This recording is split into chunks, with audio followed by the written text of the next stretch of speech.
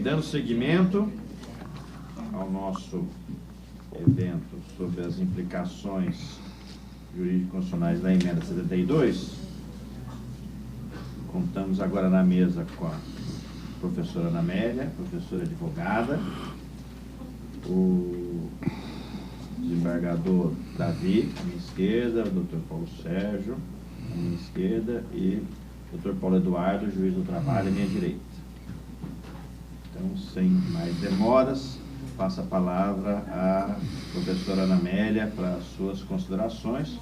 Só lembrando, desculpa, que agora temos uma discussão acerca dos meios mais adequados da transição do regime anterior para o regime atual. Bom dia a todos. Eu gostaria de agradecer muito à Faculdade de Direito da GV pelo convite. Quero dizer que eu me sinto especialmente honrada por esse convite, porque eu entendo a Faculdade de Direito da GV como uma faculdade inovadora, incentivadora a que as demais faculdades repensem o seu curso de Direito, porque a Faculdade de Direito da GV, ela estimula o pensar jurídico e principalmente o raciocínio jurídico dos alunos, e que é a função primordial, no meu entender, de uma faculdade. Então, acho que ela traz esse questionamento para demais faculdades, e que eu penso isso ser muito importante para o pensamento jurídico, porque ela, então, exige do aluno, ensina o aluno ao raciocínio jurídico. Esse tema que nos foi colocado das empregadas domésticas, da PEC das empregadas domésticas, a primeira coisa a falar é que, evidentemente, é uma questão de direitos humanos, de dignidade da pessoa humana. Nós estamos aqui conversando sobre as empregadas domésticas de São Paulo, sem poder esquecer também das empregadas domésticas do Nordeste, do Norte, que recebem muito menos que o salário mínimo e trabalham 15, 20 horas por dia, são realmente exploradas. Então, eu defendo, sim, a dignidade do trabalho da empregada doméstica, da mesma maneira que eu defendo as férias do advogado trabalhista, que é o único profissional no Brasil que não tem 30 dias de férias, porque a Justiça do Trabalho fecha 14, 15 dias por ano.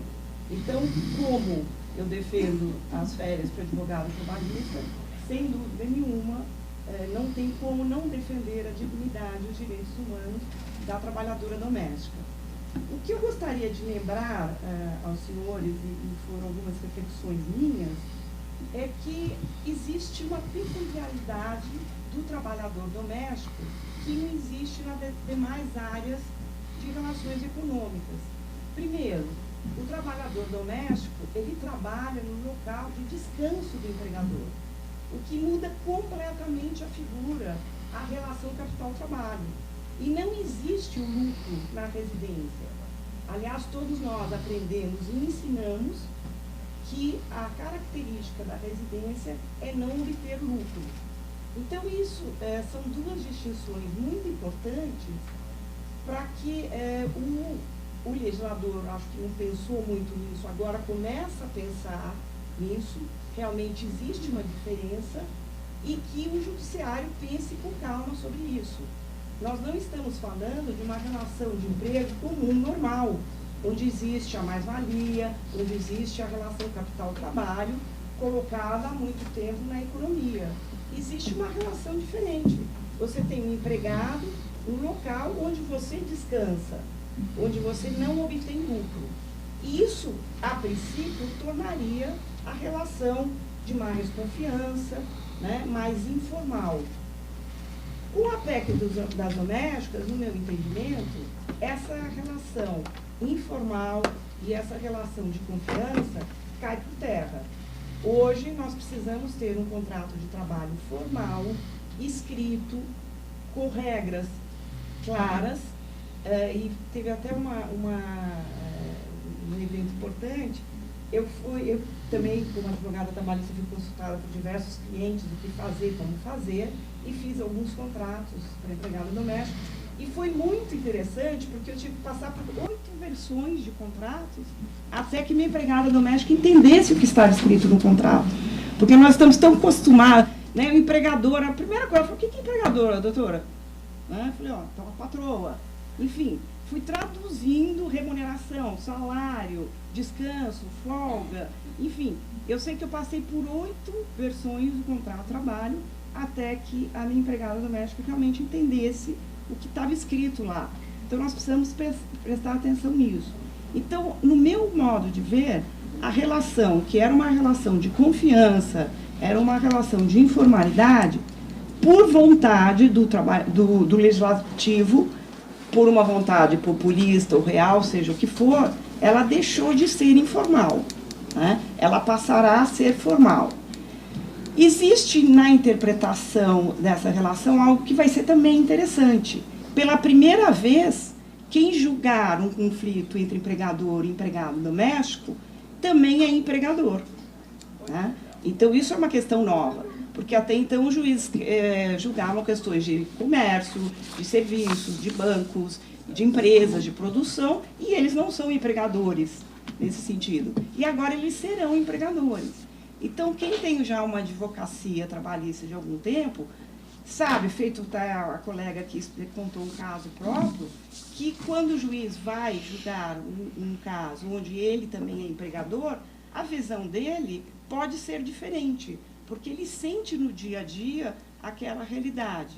Então, espero que realmente isso leve ao judiciário uma sensibilidade maior, onde existe uma relação que era para ser mais informal, de maior confiança, e que está sendo agora atingida de uma hora para outra para formalidades, né, que até então não eram necessárias. Então, eu acho que isso vai ser uma novidade, nós vamos ter que entender e sentir como o judiciário vai tratar isso, né? Quero também lembrar que a PEC não aplica a CLT, né? Uma falha que percebemos depois.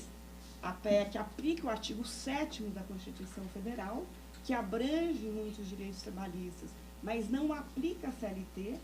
Existe o artigo 7º da CLT que fala expressamente que aquela legislação não se aplica ao trabalhador doméstico. Então, vai ter aí um conflito que o judiciário vai ter que lidar e vai ter uma nova legislação sobre o empregado doméstico. Gostaria também de lembrar uma questão que é diferente, que a atividade doméstica não é uma atividade econômica, né? Então, como ficam os sindicatos, né? Então, tem sindicatos das empregadas domésticas, que no meu ponto de vista, e acho que no ponto de vista de qualquer advogado, não é uma atividade econômica. Por quê? Porque ela não gera lucro, e o empregador doméstico é menos ainda uma categoria econômica, né? Então, como diz aqui o Salvador, vai chegar uma hora uma cobrança de alguém que fundou um sindicato de empregadores domésticos em todas as residências da cidade de São Paulo para cobrar uma contribuição, né, sindical, e haverá impugnação sobre isso, quer dizer, realmente isso é uma categoria econômica. Eu sempre brinco com meus alunos, quando eu dou aula, se eu não sei se as leis são feitas por acaso ou se elas são realmente pensadas. Então, se o legislador fez aquilo por bem pensando ou por mal pensando, né? Ou se foi por acaso que aconteceu aquilo. Mas ele sofreu uma pressão popular para que houvesse uma regulamentação ou uma extensão dos direitos trabalhistas aos empregadores domésticos. Ele fez isso no afogadilho, ele não pensou em algumas características especiais. Me parece que agora o legislador está pensando. Quando ele fala, olha, realmente pagar 40% do empregado que habita a sua casa, que está todo dia no seu convívio familiar, que é o que você tem de mais pessoal e mais particular, e não ter os 40% para despedir aquele empregado. E por isso você vai ter que manter uma pessoa, entre aspas, com todo respeito, inimiga ou com interesses contraditórios pessoais na sua residência, é algo descabível. Então, vamos aumentar um pouquinho o fundo de garantia para que não tenha essa multa final, acho perfeitamente cabível. Então, a impressão que eu tenho é que o legislador agora acordou, falou, poxa, eu também sou empregador doméstico, eu tenho também essa vivência, e agora, então, eu vou prestar atenção ou cuidar das peculiaridades dessa relação, que é uma relação, repito, totalmente diferente de uma relação do comércio, do serviço e da produção, porque é uma relação onde o empregador descansa e onde não há o lucro. Então, sem dúvida, uma relação diferenciada. Então, gostaria de chamar a atenção, que eu já falei, entre a diferença que não existe aplicação na CLT, né? Então, quando o inciso 6º, que foi bem lembrado aqui pela doutora Bianca, fala que é impossível a redução salarial da Constituição, inciso 6º do artigo 7º, vírgula, salvo negociação coletiva. Eu não sei porque os desembargadores adoram, com todo respeito, eles esquecem esse vírgula, salvo negociação coletiva. Mas salvo negociação coletiva, ou seja, o legislador confiou aos sindicatos, sejam eles hoje legítimos ou autênticos ou não, mas confiou à organização sindical a capacidade e a representatividade de negociar, inclusive, redução salarial para o empregado. Mas se a doméstica não é uma categoria econômica, é legítimo ela ter sindicato? Quer dizer, são questões que o jurista e o judiciário vai ter que responder aí ao longo do tempo.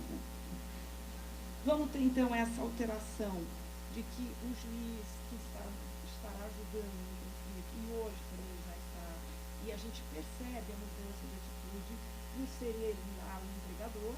Eu tive casos excepcionais, né? Eu tive um caso de empregada de 27 anos, entrou com reclamação trabalhista contra uma amiga minha, falando que nunca havia recebido férias de 13º, e o juiz olhou aquilo e falou: olha, desculpa, eu me sinto impossibilidade, impedido de julgar isso, porque eu não acredito na veracidade dessas afirmações, eu vou me fazer substituir para um colega julgar esse caso, porque é impossível me afastar, né, da minha condição de empregador aqui.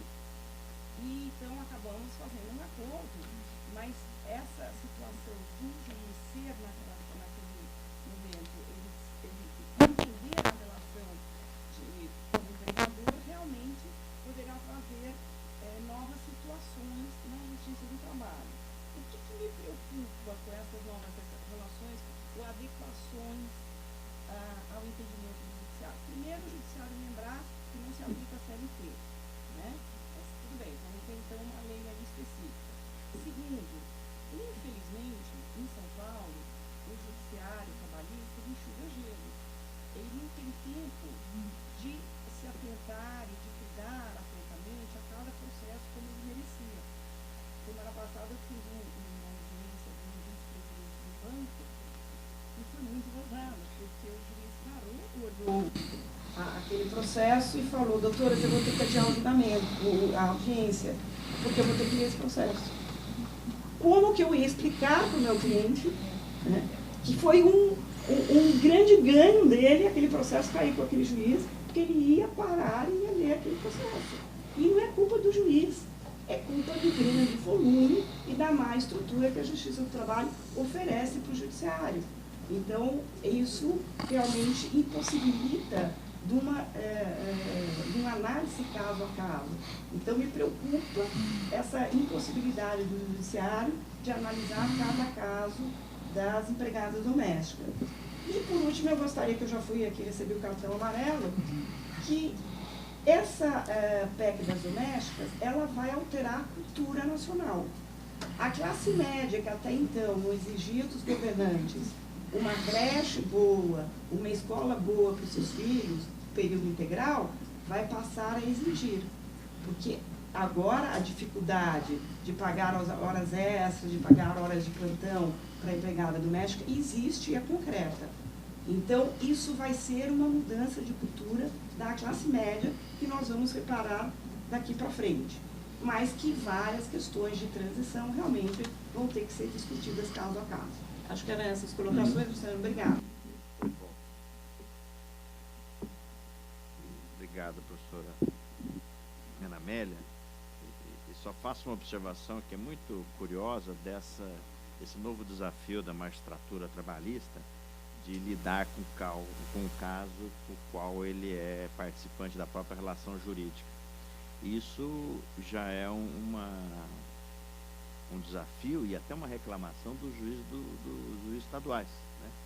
E faz com que haja debates internos do qual é o meu limite da minha na minha atuação, porque o juiz estadual julga a questão de plano de saúde, de seguro de automóvel, de erro médico, de banco, sendo que ele tem todas essas relações no seu dia a dia. Então, a magistratura do trabalho viverá, se já não vive, esse desafio também. Agora, doutor Paulo Eduardo. Bom dia a todos. Quero cumprimentar a professora Ana, professor Luciano, professor Paulo Sérgio e meu querido amigo Davi, estarmos juntos aqui com os senhores para debater um tema que é tão importante. Eu cheguei um pouco antes, eu vou quebrar o protocolo geral. Quem me conhece sabe que eu quebro mesmo, então o Paulo já me desculpa, já me perdoa. Assim, eu cheguei um pouco antes e fiquei prestando atenção nas perguntas, até conversei com um amigo ali que estava com problema e tal. Eu fico, assim, eu vim para cá, assim, acordei tal, vim para cá, falei, o que eu vou falar, né? Então, eu tinha preparado alguma coisa, mas não adianta, você já me conhece, eu preparo e depois... Aí eu cheguei aqui e falei assim, gente do céu, né? Como é que é possível a gente reunir 5, 10 pessoas, tem tantas coisas diferentes para falar, porque eu nunca imaginei ouvir aqui hoje o que eu ouvi, e ó que eu cheguei no final da primeira mesa, assim, pro bem e pro mal, né? Para começar, as divergências, já peço desculpa logo, estou pedindo, gente, desculpa, mas eu tenho que pedir desculpa, porque eu vou falar coisa que vocês não ouviram ainda. Por que uma PEC das domésticas? Quando começaram essa discussão da doméstica, que é uma discussão política, a professora Ana tem toda a razão, é uma discussão política demais, na verdade resolveram igualar, vamos dar direitos para as domésticas. Eu falei assim, pronto, vamos corrigir uma injustiça histórica, de tratar a doméstica como gente. Então, simplesmente fica revogado o parágrafo único do artigo 7º. Pronto, todos os problemas do mundo estarão resolvidos. Aí a gente vai ter dignidade, a gente vai ter respeito, a gente vai ter tudo. Não. Os caras vêm e resolvem. Assim, parágrafo único do 7º, com todo respeito, já era um lixo. E aí conseguiram piorar. Porque tem coisa que remete para a lei ordinária. E agora eles estão com um elefante branco na mão e não sabem o que fazer. A grande verdade é essa. Eles não sabem o que fazer. E nós estamos aqui discutindo, a gente está aqui participando desse evento, eu já participei de outros a semana passada, porque os senhores estão aflitos, e nós também, querendo soluções. Mas essa solução não vai vir a curto prazo, não. Lá no Congresso, lá no Senado, esse negócio vai ser objeto de discussão. Ainda não acredito em nenhuma solução até o final do ano. Então, se a empregada doméstica de vocês chegar e perguntar assim, doutor, quando é que o senhor vai começar a pagar meu FGTS? Você fala assim, espera, filha. Espera, quem sabe? E aí a gente começa a ouvir outras coisas que para mim... Oi. Estou falando muita bobagem, né? Já até trocaram o microfone, né?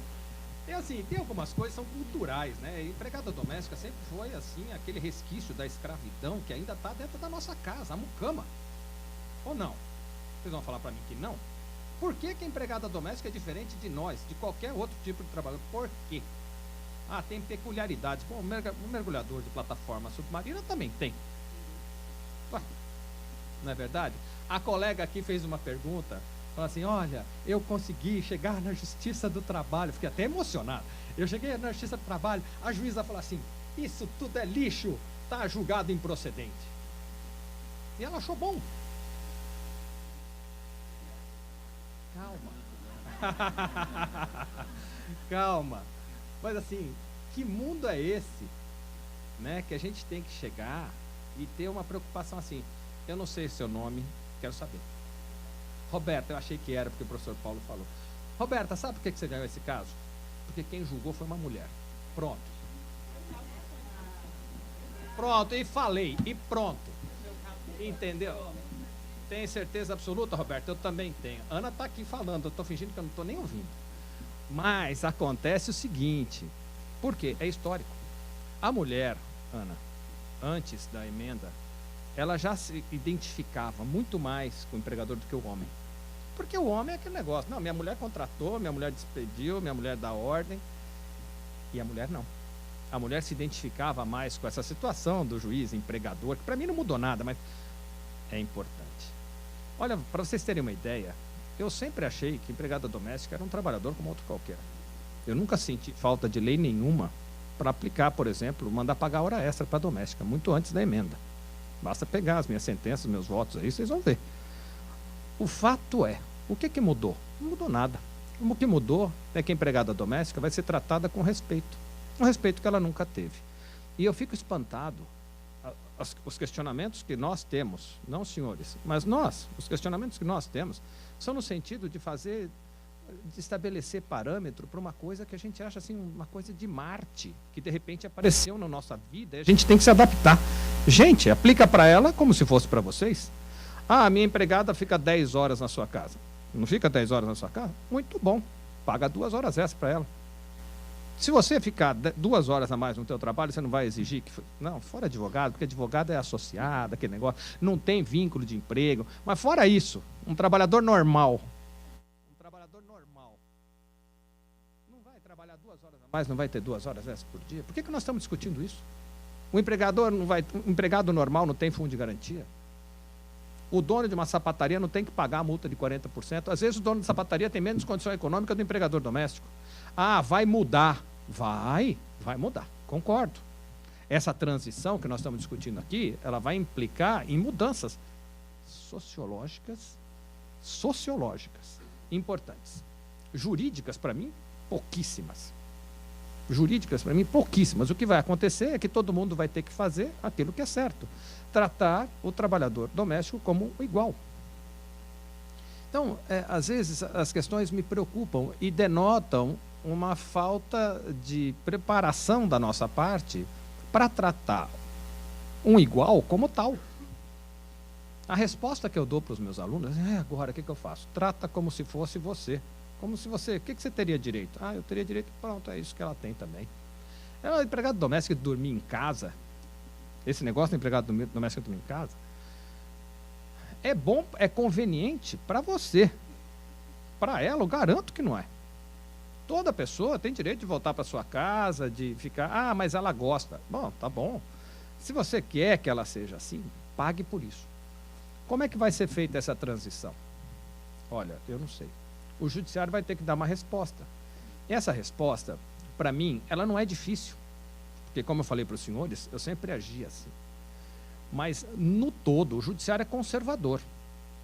E eu peço desculpas para discordar da professora Ana nesse ponto específico, porque eu não acho, eu como integrante da magistratura há tempos, não vou falar quanto tempo, porque não interessa, mas há tempos eu não justifico com falta de estrutura, porque São Paulo não tem, professora Ana, falta de estrutura.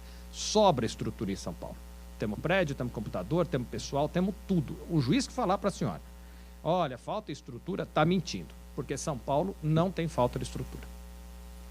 Ah, falta... tem muito volume de trabalho. Eu não acho que isso seja uma justificativa. Quando eu fiz concurso para a magistratura, já tinha. E eu quis ser juiz. Aí é que está a diferença. Então, quem quer trabalhar, quem trabalha. Mas quem não quer trabalhar, justifica. Então, eu não acho que isso seja uma desculpa. Eu acho que é uma obrigação do juiz, como servidor público, de ler todo o processo e cuidar com carinho de todo o processo. Eu acho que a gente tem que tomar cuidado para não generalizar. Quem não faz isso que é a exceção. Porque falar assim, ah, não tem estrutura, o juiz não consegue ler o processo, ah, graças a Deus que esse juiz vai ler o processo, para mim é um absurdo. Assim, todo o processo precisa ser lido. O que acontece é que trabalhador doméstico, quando chega à justiça, também é, para a grande maioria dos juízes, tratado de forma discriminatória.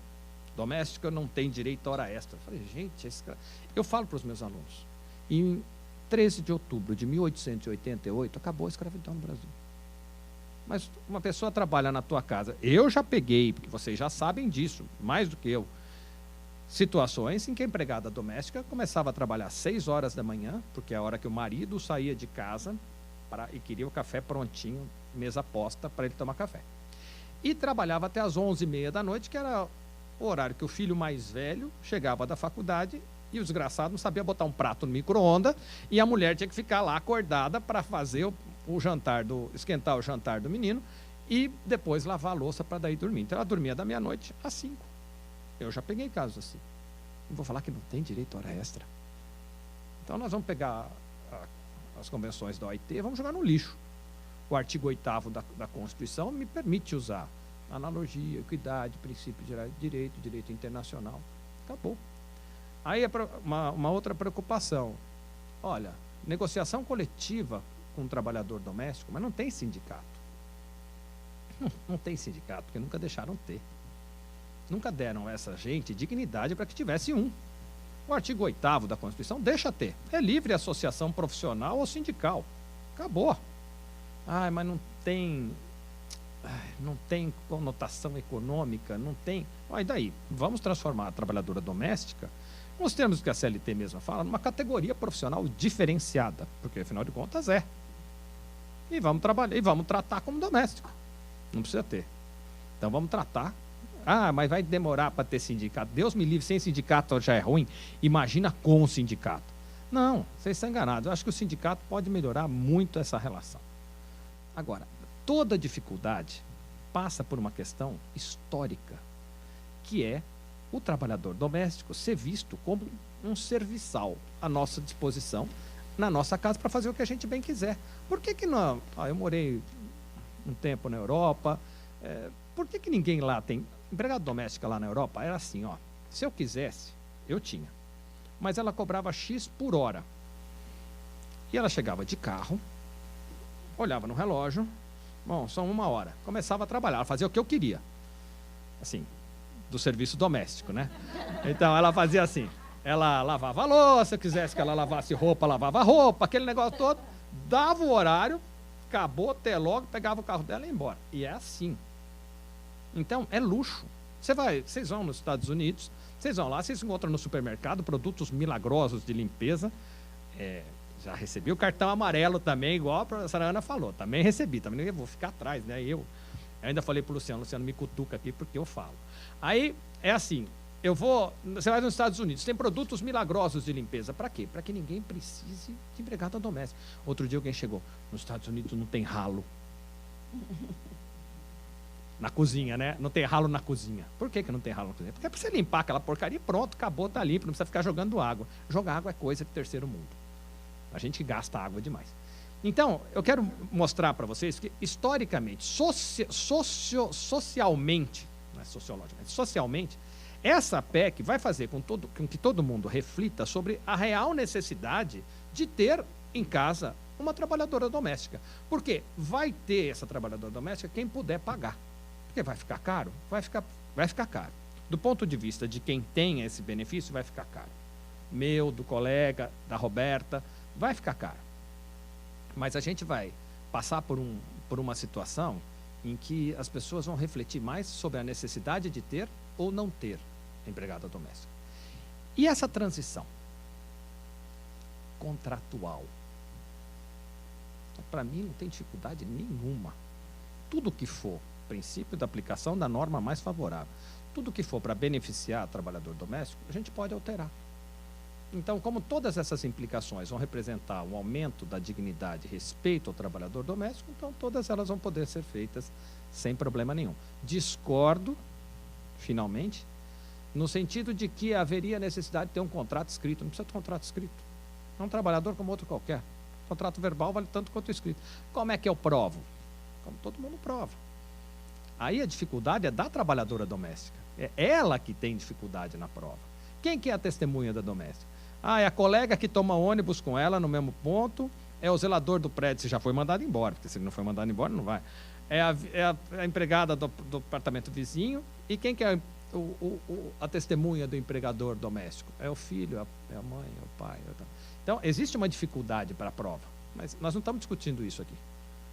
Nós estamos discutindo quais são as implicações jurídicas dessa alteração. E, para mim, as implicações jurídicas dessa alteração são pouquíssimas. A não ser me fazer prestar atenção que, apesar da PEC, a empregada doméstica ainda continua sendo tratada com discriminação. Tá certo? Muito obrigado a todos. A gente continua depois nos debates. Obrigado, doutor Paulo Eduardo. Agora o professor Paulo Sérgio. Muito obrigado, bom dia, bom dia a todos. Não é? É muito difícil falar depois dessas considerações do doutor Paulo Eduardo, porque, quer dizer, uma posição extremamente rigorosa, né, do ponto de vista da aplicação dos princípios do respeito à dignidade. Mas nós vivemos assim, né? Quer dizer, então, eu até entendo isto, e certa vez ele foi dar aula no meu curso, e eu estava assistindo a aula, e era sobre vínculo de emprego. E ele começou a falar, dizendo assim, mas para mim não existe trabalhador autônomo. Se a pessoa física presta serviço, é empregado, né? Então, eu conheço, evidentemente, essa posição bastante rigorosa dele, mas eu acho que, do ponto de vista assim, da orientação e de uma realidade jurídica, nós não podemos esquecer, né? Quer dizer, havia um substrato jurídico diferente daquele que existe hoje. E as pactuações contratuais anteriores foram diferentes daquelas que serão feitas a partir de agora. Isso é inegável, ninguém contratará uma babá ou um cuidador, né, nas mesmas condições, né, que contratou outrora. Nós estamos falando aqui de trabalho doméstico mais geral possível, motorista, pode ser uma enfermeira, pode ser um cuidador, pode ser doméstica, dessas domésticas comuns que a gente mais fala, né, mas pode ser uma bibliotecária, pode ser uma mordomo, pode ser o que for, né? O mordomo aqui, o Paulo já imaginou onde eu vou colocar o mordomo. Mas né, pode ser uma governanta, pode ser qualquer tipo de relação jurídica de trabalho doméstico, né? Então, eu acho que nós tínhamos uma situação que era muito clara. E toda vez que se contratava um trabalhador nesta condição, pelo regime jurídico do trabalho doméstico, havia uma presunção de que aquele trabalho doméstico ele envolvia um trabalho sem limite de jornada de trabalho, não que se não respeitasse, não era ilimitado, mas havia uma remuneração, uma contraprestação equivalente àquilo que se projetava ou daquilo que se esperava na forma de contratação. Então, esse momento desse novo, da PEC, das domésticas, isso faz, na minha avaliação, com que haja a possibilidade de uma repactuação, sob pena de uma perda de emprego, aquilo que o doutor Ari estava dizendo aqui. O Ari disse, bom, uma das opções é manda embora e contrata outra, você resolveu o problema. Então, no primeiro dia da publicação dessa emenda, da emenda das domésticas, eu, consultado, eu falei, eu acho que muitas domésticas devem estar chorando, porque vão perder emprego, porque manter esta condição é aquilo que o Salvador disse anteriormente. Quer dizer, a família não tem como reajustar o seu orçamento quando ela é fixo. Uma empresa consegue transferir, consegue eliminar algumas despesas, enfim, para a família, a despesa vai cortar na carne, não é? Quer dizer, não tem uma forma de transferir para o consumidor, né, um reajuste ou um aumento de salário.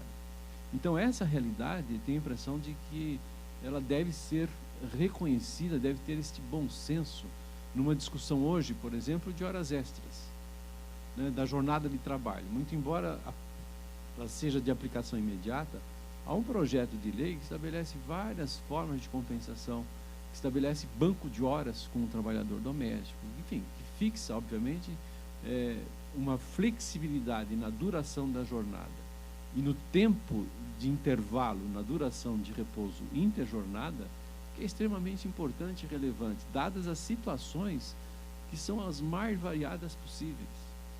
Então, há algumas questões, essa PEC ela é muito interessante, o resto é uma repetição de coisas passadas, né, da CLT, como, por exemplo, o horário noturno das 22 às 5, com duração de 52 minutos e 30 segundos. Podia corrigir isso já, usar o modelo, né, do trabalhador rural, resolver essas questões que não faziam sentido. Mas, do ponto de vista operacional, na minha avaliação, esta regulamentação que está sendo engendrada parece que vai pelo menos dar um equilíbrio, o que me faz sinalizar do ponto de vista da transição que nós vamos viver, que não se faça nada. Como disse o Dr. Paulo, aqui, se a doméstica e a empregada pedir o fundo de garantia, tem que dizer, espera. Espera porque está havendo uma regulamentação. Essa regulamentação não vai mudar se continuar do jeito que está, não vai criar um direito diferente. Para o aprendiz já é menor do que o trabalhadores em geral. Naquela lei 9.601 de 98, já criou lá um modelo de fundo de garantia diferente. Podia ser o canal também de pensar no fundo de garantia diferente para trabalhadora doméstica, porque ela envolve outros, é que também nós temos o hábito de generalizar. Achar que doméstico é aquele que mora na nossa casa, que come da nossa comida, que tem todos os direitos e que tem a vantagem de não pagar luz, que não paga imposto, que se utiliza dos benefícios da casa e tem uma economia. Não é só isso, tem outros trabalhadores domésticos que também têm suas despesas e que devem, né, enfrentar as despesas pessoais. Mas, por isso não justificaria um fundo de garantia diferenciado.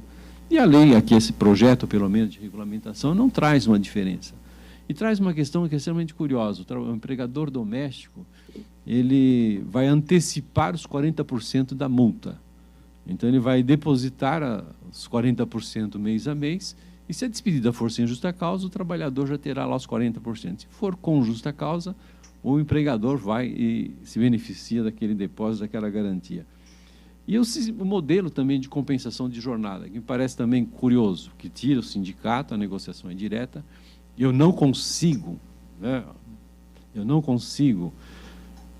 da mesma forma que o Salvador anteriormente, imaginar um sindicato que possa negociar coletivamente interesses tão diversos, tão peculiares em cada família, em cada situação, que ele possa negociar coletivamente. Quer dizer, ele vai negociar coletivamente e vai ser igual à lei.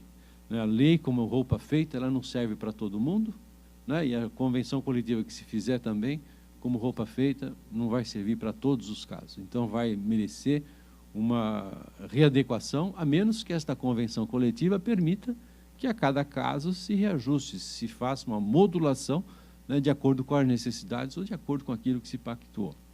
Então, na minha avaliação, nós vamos viver um período de transição, obviamente, até que isso se consolide. Vai demorar, porque a jurisprudência nos tribunais, isso vai demorar uns 5 anos para começar a se formar, e o empregador terá que ter a coragem de enfrentar as discussões na Justiça do Trabalho e enfrentar as alterações possíveis. E, de novo, eu penso assim, que aquilo que se contratou merece uma desconstrução, né?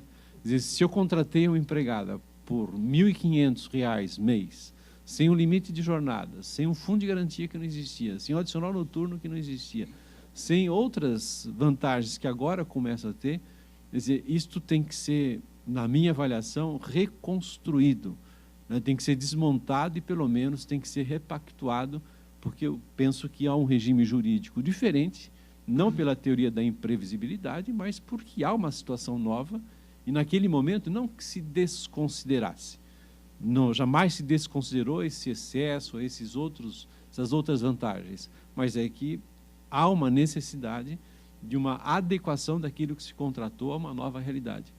E me parece que esse é o ponto mais importante das discussões que vierem pela frente, sob pena de acontecer aquilo que o Ari sugeriu.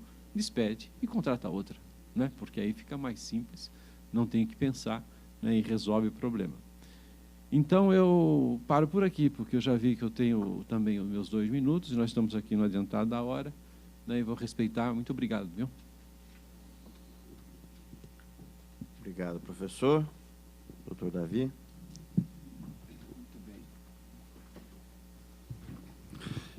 Eu vou ser bastante breve, porque eu não quero receber cartão amarelo.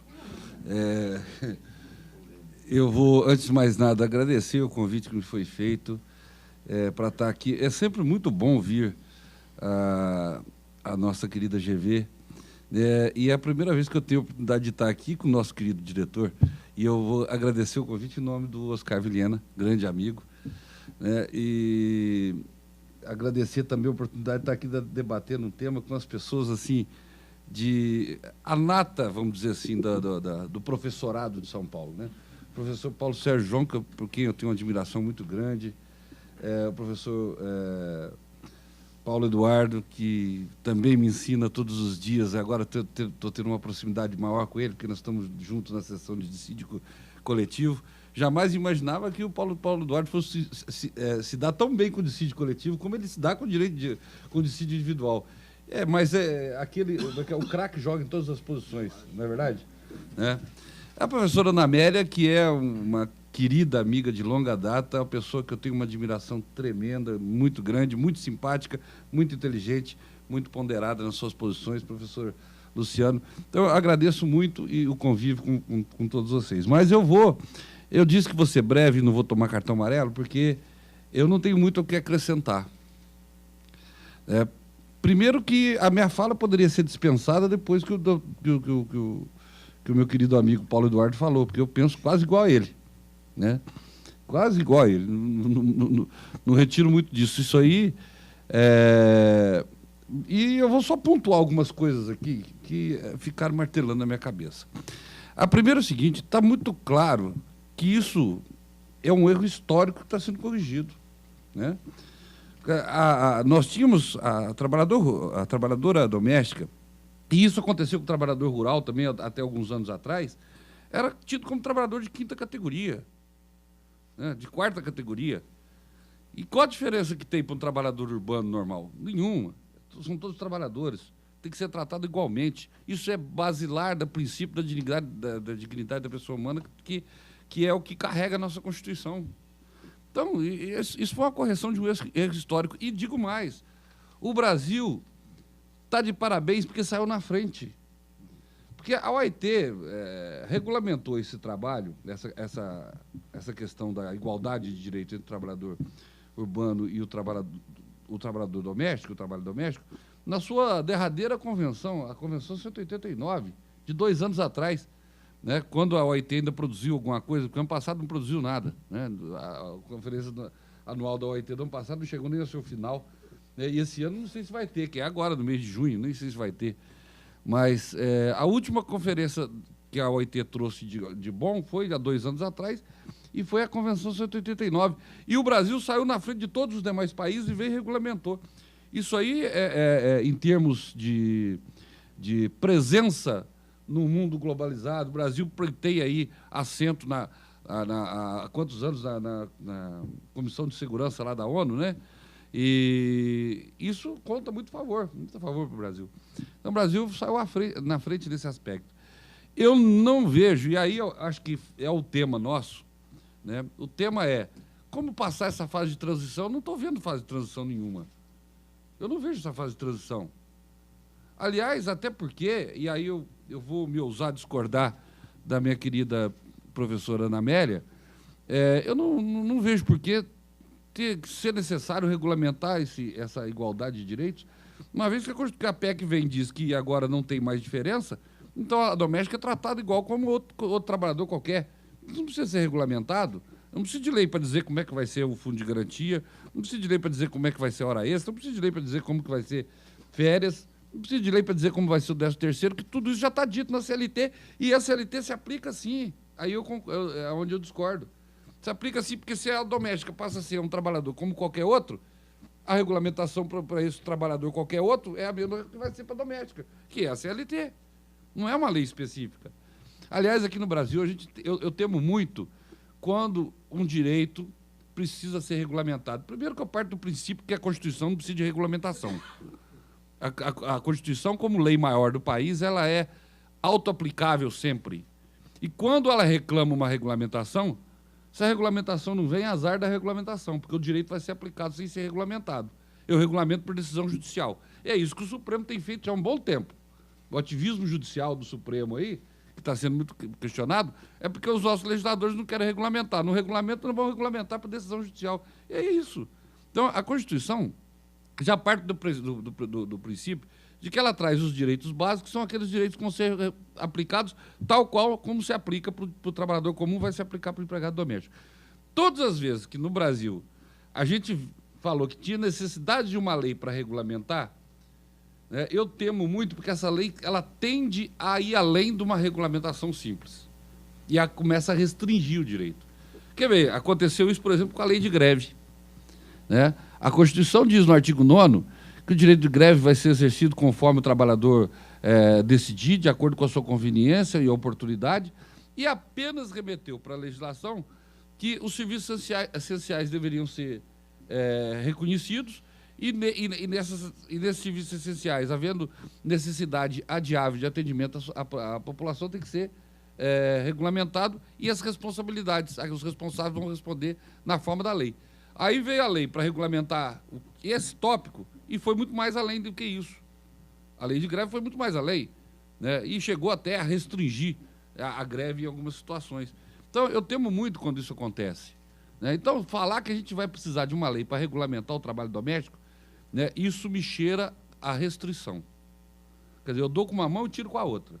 E não é isso que me parece que a PEC determina. Então, eu acho que é auto-aplicável, né, se aplica a CLT, não temos que regulamentar nada. Nós temos que aceitar que a realidade é outra. Certo? O que nós estamos vendo hoje, gente, essa dúvida, essa busca por perguntas e que temos que regulamentar. Isso aconteceu há muitos anos atrás, quando o Brasil aboliu a escravidão. Quando acabou com a escravidão, disseram que o Brasil ia acabar, a economia ia para o espaço, ia quebrar na época não tinha empresário, né? Os fazendeiros brasileiros iam quebrar. Quebrou nada, não quebrou ninguém. Houve uma adequação, e nós vamos passar por esse momento de adequação. Nós vamos ter que adequar. Talvez hoje eu não tenha condições mais de contratar empregada doméstica, eu vou contratar... O problema que eu vejo aí é o seguinte, como a doméstica agora passa a ter os mesmos direitos, certo, dos demais, algumas situações que acontecem com os demais trabalhadores vão começar a acontecer com as domésticas.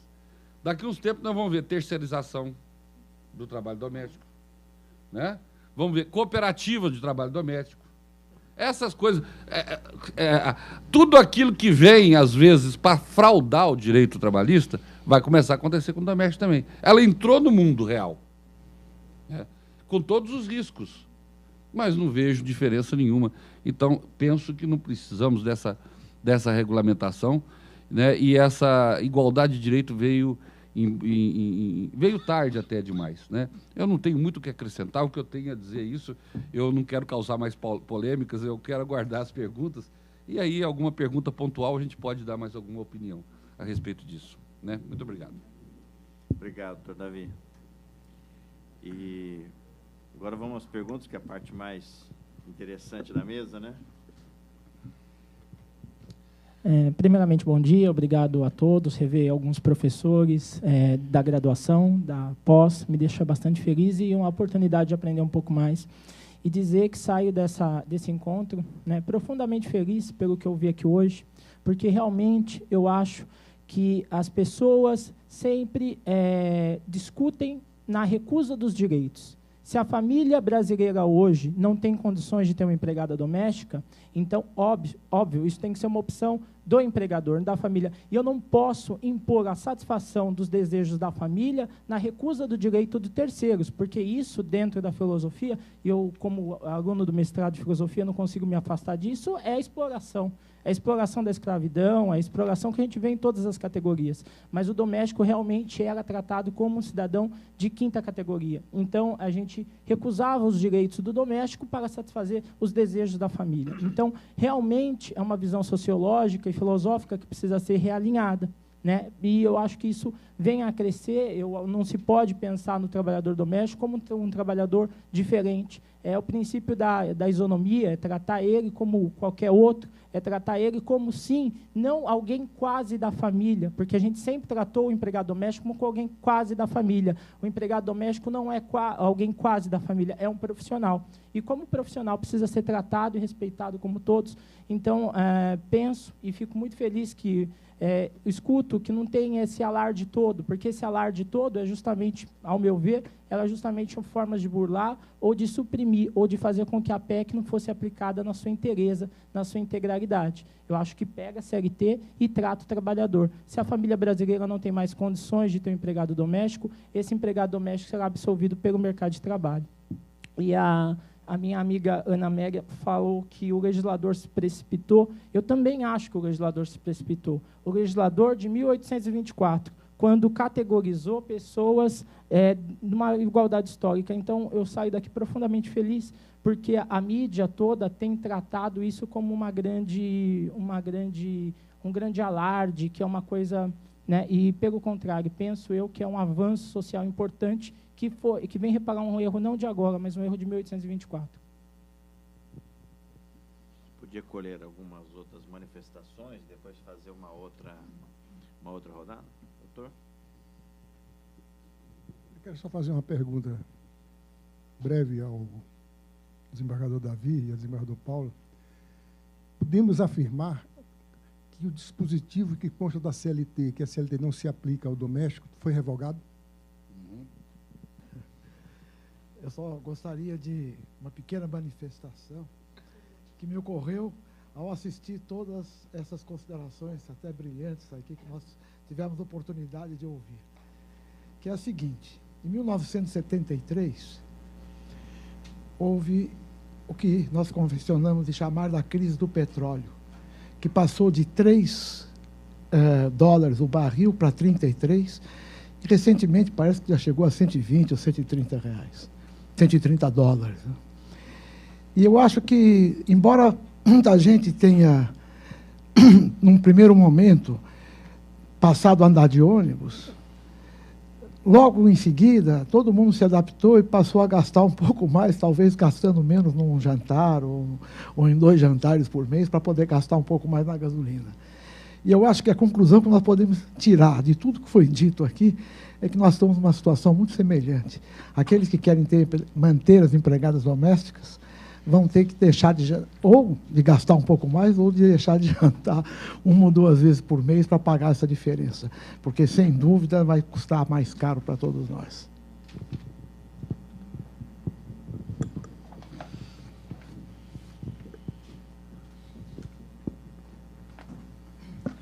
Doutor Paulo, eu não tenho perguntas, mas eu queria fazer umas considerações. Eu acho que, para mim, a principal preocupação que eu tenho, eu concordo com o que o senhor colocou, vejo que muitas domésticas não são tratadas como trabalhadores.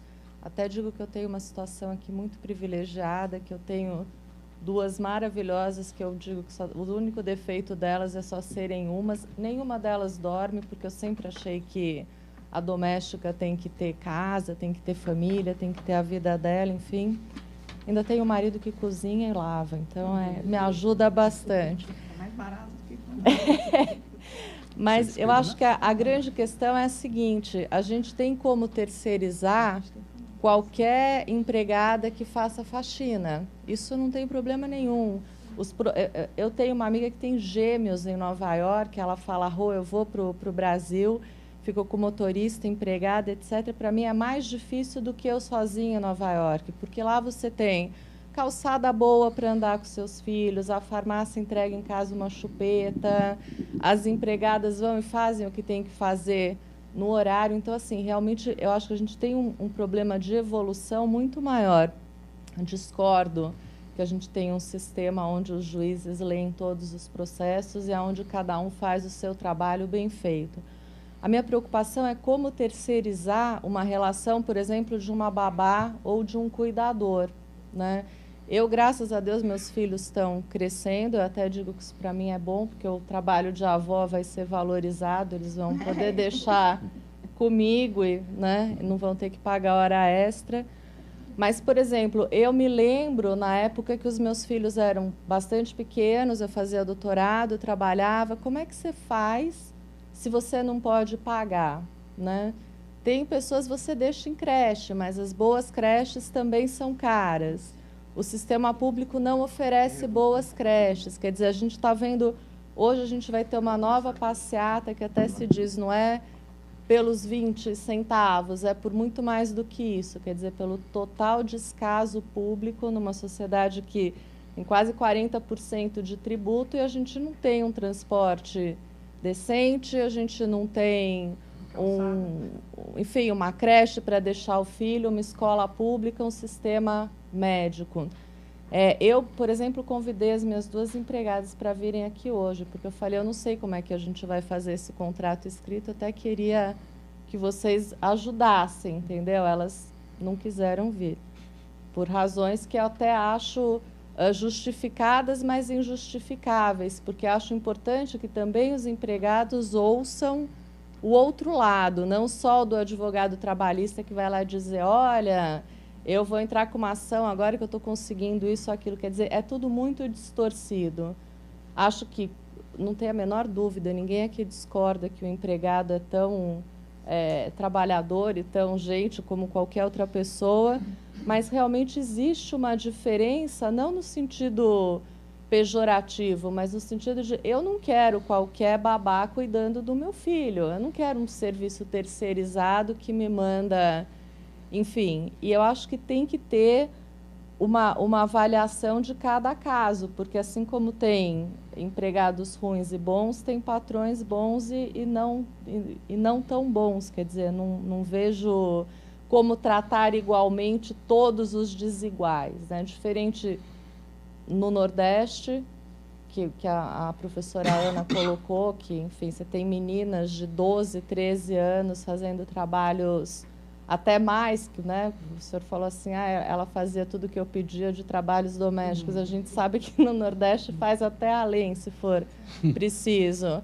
Agora, será que é com uma lei que a gente corrige? Quer dizer, como é que a gente muda essa cultura que é realmente importante? Não é só um problema de fazer conta. Quanto a mais eu pago, quantos jantares a menos eu tenho que fazer, ou comprar um sapato a menos. É uma questão realmente de cultura, de como inserir essas pessoas e de como realmente ter, enfim, um Estado que funciona, né? Eu acho que isso é muito mais, é muito maior.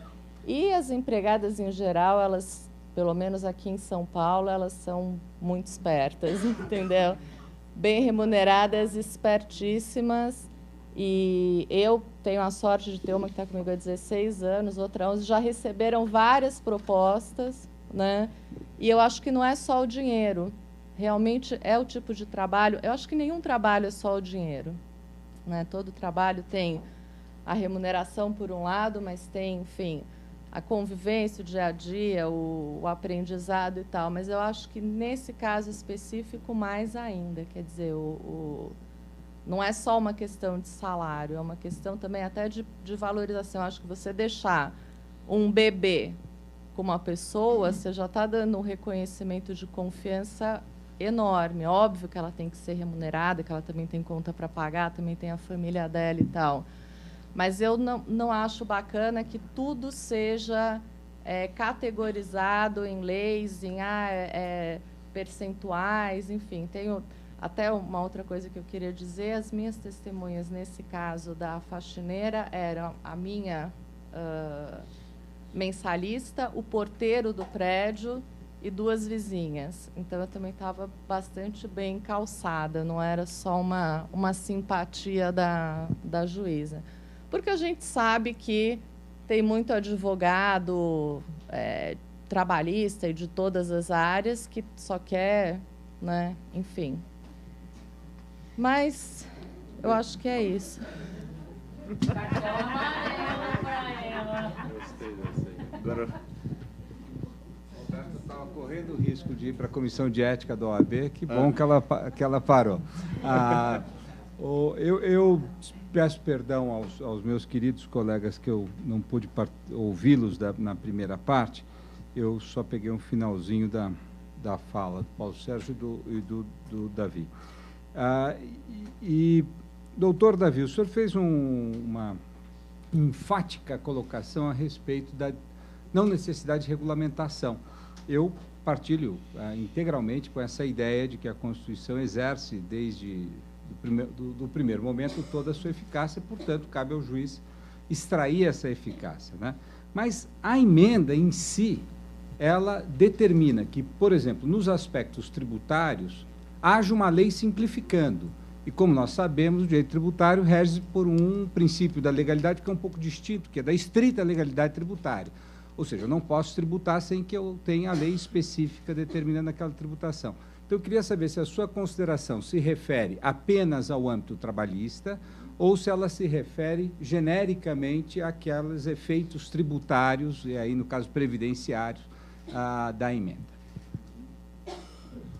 Não, agora estamos conosco falar. Acho que cada um poderia falar aí alguma coisa em torno de 5 minutos, né? Isso.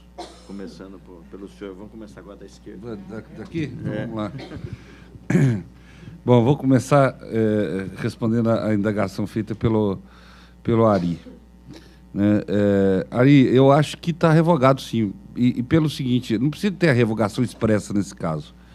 Na medida em que a PEC diz que agora você não tem mais diferença entre o trabalhador doméstico e os demais trabalhadores, né, ele inseriu o doméstico no mesmo rol de direitos trabalhistas que os demais trabalhadores têm. Então, consequentemente, a CLT, o dispositivo da CLT que dizia que ela não era aplicável aos empregados domésticos fica revogado. Quer dizer, porque você, a lei infraconstitucional, ou ela é recepcionada ou não pela Constituição. No caso aqui, a alteração da Constituição é posterior, mas alterando a Constituição, que é lei maior, cai e revoga, ainda que tacitamente, qualquer dispositivo que venha, no âmbito da legislação infraconstitucional, contrariar a regra constitucional. E interessante, né? Porque eu ainda vou pegar alguns ganchos de algumas coisas que eu vi aqui também. Eu fiquei preocupado quando alguém falou, não lembro quem falou aqui, que o juiz agora, quando julga com outro olhar, porque o juiz agora também ele é o empregador doméstico. Eu falei, meu Deus do céu, se o juiz começar a julgar um processo de doméstica, né, sabendo que aquilo pode ter reflexo na sua própria casa, é preocupante, e mais preocupante ainda daquele que vai defender a empregada doméstica. Porque aquele advogado que for defender a empregada doméstica, né, também, às vezes, é empregador doméstico. Pô, olha na mão de quem que ela vai estar. Eu fiquei preocupado, sério. Se a gente começar a pensar por esse lado aí, nós vamos entrar numa seara perigosa. Né? Cada um tem que fazer muito bem feita a sua parte, eu quero crer. Né? E o seguinte, um outro aspecto, que eu acho que é o aspecto que mais pega, eu vou botar uma lenha na fogueira aqui. O aspecto que mais está pegando nessa questão das domésticas é a questão das horas extras. Que eu, pelo menos, tenho escutado. Porque como a doméstica tem uma jornada muito especial, ela dorme, às vezes, no próprio emprego, é requisitada a altas horas da noite, você nunca sabe quando ela está descansando ou que ela está trabalhando. Então, o problema da jornada da doméstica é que é o complicado. Agora, por outro lado, né, eu não sei, eu vou dar alguns palpites aqui. Por outro lado, eu tenho visto um argumento dizendo o seguinte, olha, isso foi muito ruim, essa igualdade de direitos foi muito ruim, porque a doméstica, ela tem uma situação diferenciada, até porque o empregador não visa lucro, é uma relação de confiança, né? Muitas vezes de confiança. Eu acho que realmente a empregada doméstica é uma relação de confiança. Você está dando a sua casa para ela tomar conta, né?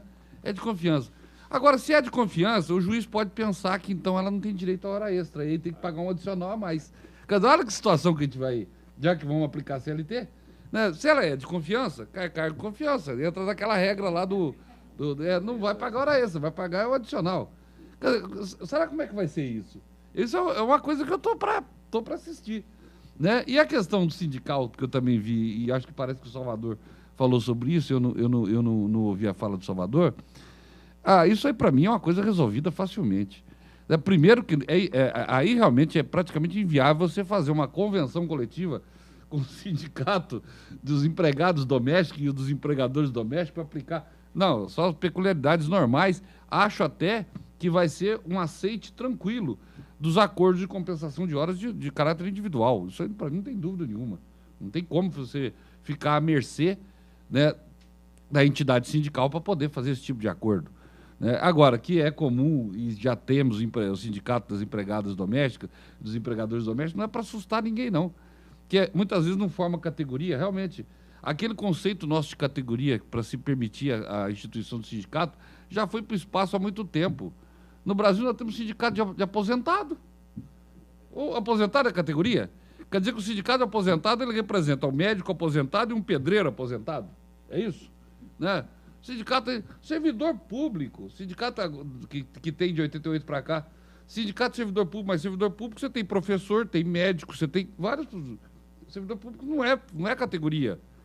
Aqui no Brasil tem sindicato de empregados e entidades sindicais, o que vocês querem mais? Né? Ué. Então, quer dizer, aqui esse conceito já foi para o espaço há muito tempo, não é problema nenhum. E deixei por último a provocação muito pertinente e muito inteligente do Oscar.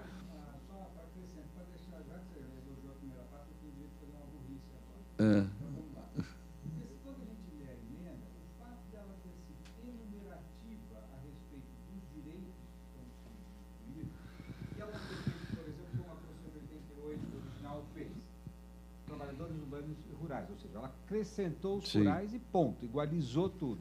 Ela estipula números clausos. Quer dizer, por isso que eu queria entender se a regulação é tão dispensável assim como você está colocando.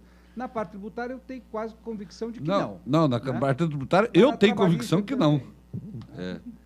Não, na parte tributária eu tenho convicção que não. Realmente, vai precisar, até porque o princípio é de que você não vai... Você tem que ter uma lei prevendo o tributo, o aumento, a diminuição, a criação do tributo, para poder ser aplicado. Então, é óbvio. Quando eu parti da questão da regulamentação, era em relação aos direitos trabalhistas mesmo. Porque o direito trabalhista, para mim, eu não preciso de ter uma lei para dizer que ela vai ter direito a, no mínimo, 30 dias de férias, proporcionais ao tempo que ela trabalhar, igual é a nova lei de férias. E não precisa de ter lei para dizer isso. Vai se aplicar para a doméstica a lei de férias, né? Como vai se aplicar o aviso prévio, como vai se aplicar tantos outros direitos que estão aí regulamentados, né? E aí nós vamos ver no caso concreto como é que funciona. Tem que ter Então, Roberto, eu tenho uma notícia muito ruim para te dar, viu? A notícia de que, muito embora tenha lei, tenha o contrato, tenha tudo isso, na Justiça do Trabalho prevalece o princípio da primazia da realidade. E considerando essa relação de empregada doméstica, essa relação jurídica que é de desigualdade, eu não confiaria tanto nessa contratação. Quer contratar? Contrata. Eu acho que deve, pode, enfim, não há nenhum problema, mas não tenha muita segurança jurídica de que isto será uma bandeira que você vai fincar no processo e o juiz vai olhar. Não, só... Então, não, claro.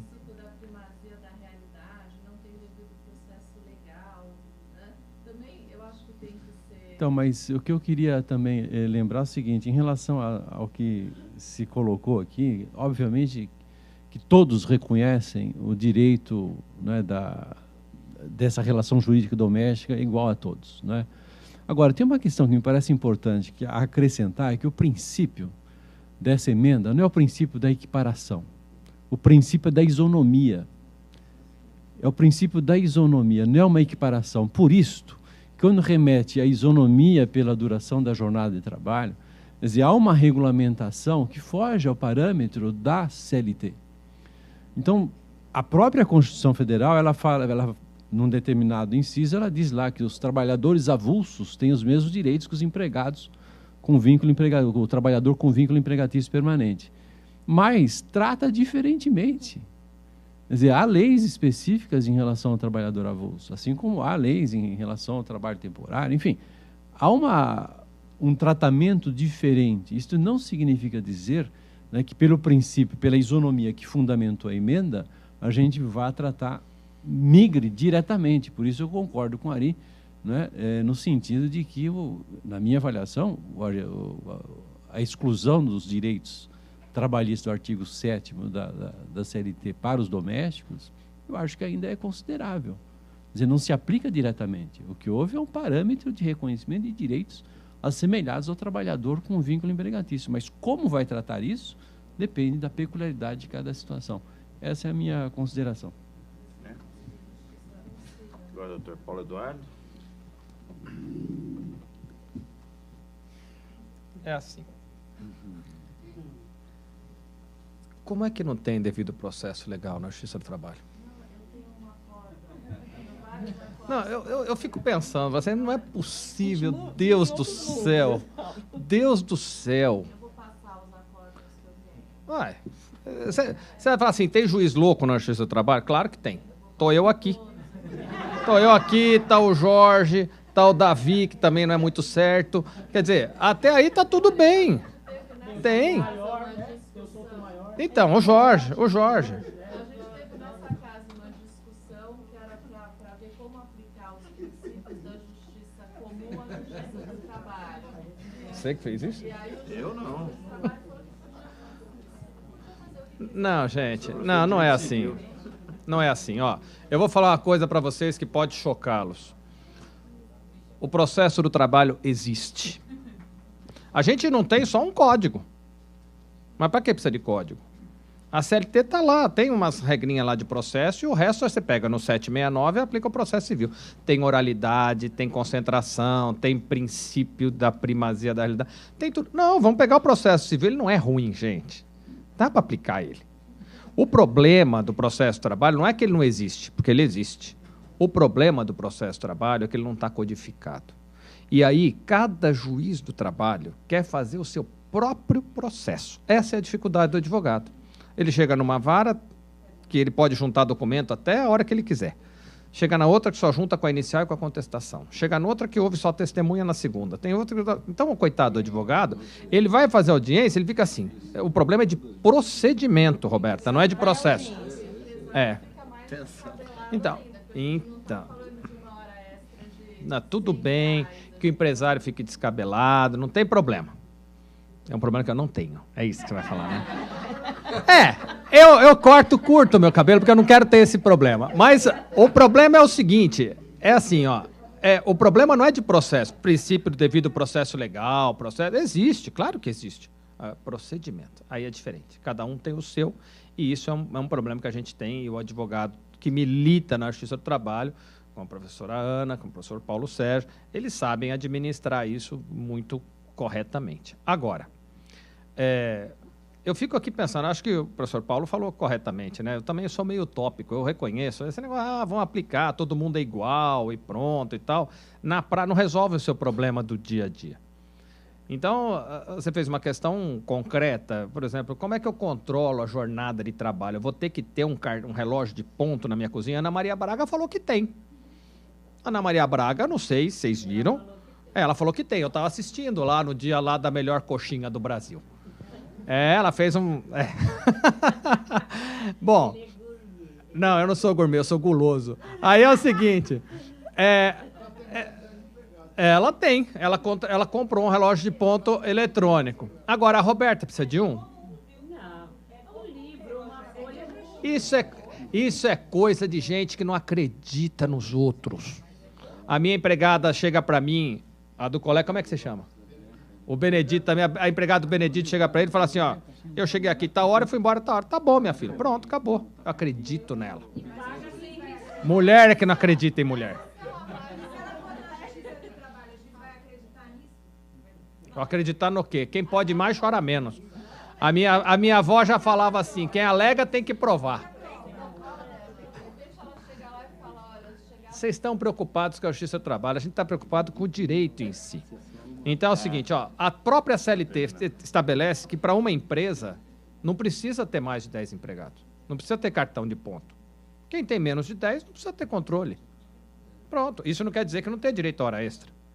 Ah, mas como é que eu vou provar? Esse é outro problema. Cada um... Aí sim, Roberto, cada um tem as suas peculiaridades. Deixar um livro de ponto lá, botar...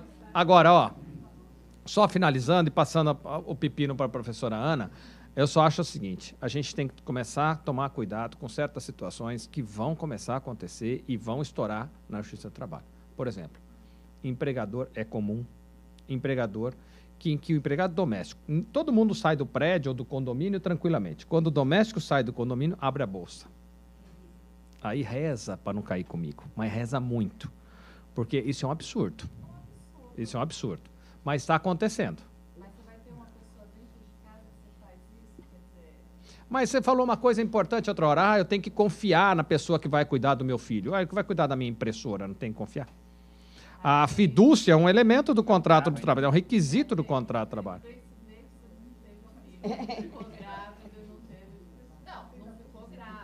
Só falta essa agora também. Só falta você querer jogar isso pra mim. Não, grávido não. TPM eu quero ter, 1 semana por mês comendo chocolate. Melhor atenção pré-audiência, esse é o mais legal ainda. Gente, só rapidinho para terminar aqui, porque está todo mundo com fome e atrasado. O que eu só gostaria de lembrar a Roberta e a todos, que realmente a cultura vai mudar. Né? Você vai exigir da prefeitura uma calçada boa, que você possa passear com seus filhos. Você vai exigir agora uma escola, uma creche boa, que você possa deixar seus filhos. A cultura, eu acho que o maior ganho da PEC das domésticas vai ser a alteração da cultura da classe média. Tá? Acho que, como todo trabalhador diferenciado, como diz o Paulo Eduardo, quer dizer, existem trabalhadores que exercem funções diferenciadas. Vocês todos falando aqui, eu estou lembrando do trabalhador que trabalha em plataforma de petróleo. Ele tem um regime de horas, um regime de férias, um regime de descanso totalmente diferente e específico. Acho que seria o caso da doméstica, porque o ambiente de trabalho dela é diferente, como é diferente o ambiente do call center, como é diferente o ambiente de quem fica dentro de uma cabine de elevador. Enfim, realmente, eu gostei do conceito do Paulo Eduardo. É uma categoria diferenciada, sim, e espero que o legislador e o judiciário tratem dessa maneira essa relação. Agora, eu, particularmente, formalizei meus contratos de trabalho com as minhas duas empregadas que estavam há 8 anos comigo, marcam um ponto, sim, e vamos, como diz ele, rezar, torcer, que, aliás, é algo que o advogado faz muito na justiça do trabalho, para que caia com um juiz que leia, assim, o processo e entenda realmente aquele caso. Mas esse é o conselho que eu dou. Quer dizer, façam, sim, contratos de trabalho, de uma linguagem, quando ela lê, ela entenda, e eu estou marcando, ela marca o ponto dela, e eu vejo todo final de semana. Se está marcado ou não, se foi feriado, se ela saiu mais cedo. Enfim, é a única coisa que eu tenho, porque eu moro em casa, eu não tenho zelador, eu não tenho guarda de rua, eu vou levar como testemunha a minha irmã. Vai ser meio complicado. Então, esse é o meu conselho. Mudou a cultura, não é mais informal. É isso que eu gostaria de deixar. Obrigada. Também é uma boa ideia. Nem sai, reza para não cair nas varas do Paulo. Obrigado a todos, os professores, magistrados. Estamos encerrados, né?